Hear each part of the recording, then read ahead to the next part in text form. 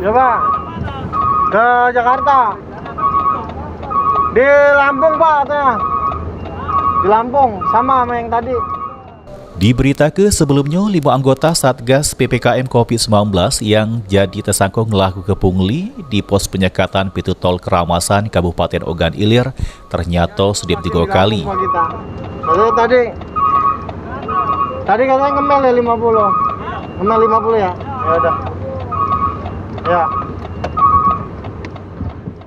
Ini kelima tersangka diancam pasal 368 KUHP dengan hukuman 9 tahun penjara.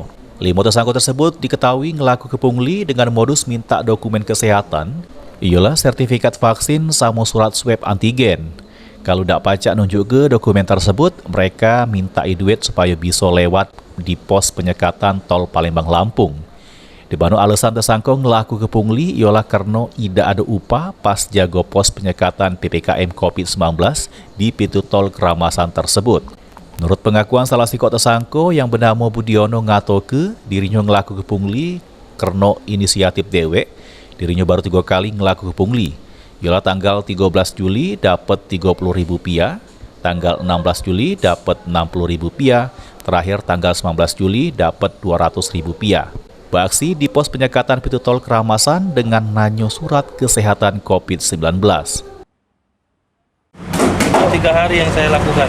Berapa hari? Berapa dapat duit, Bud? Berapa tanggal 13 dapat 30.000. Tanggal 16 dapat 60.000. Tanggal 16 dapat 200. Mobil itu disikat di mana, Bud? Siap, di pintu tol. Di pintu tol. Setiap pintu tol yang mana? Tol Keramasan. Keramasan. Apa yang kamu tanyakan biar dapat uang itu apa dulu? Iya, alasan kamu apa? Modusnya. Gimana? Coba caranya, nanya tuh.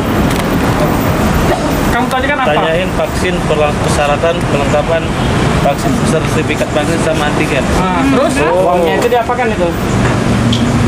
Kalau dia tidak ada, gimana? Kalau tidak ada, tidak boleh jalan. Siap.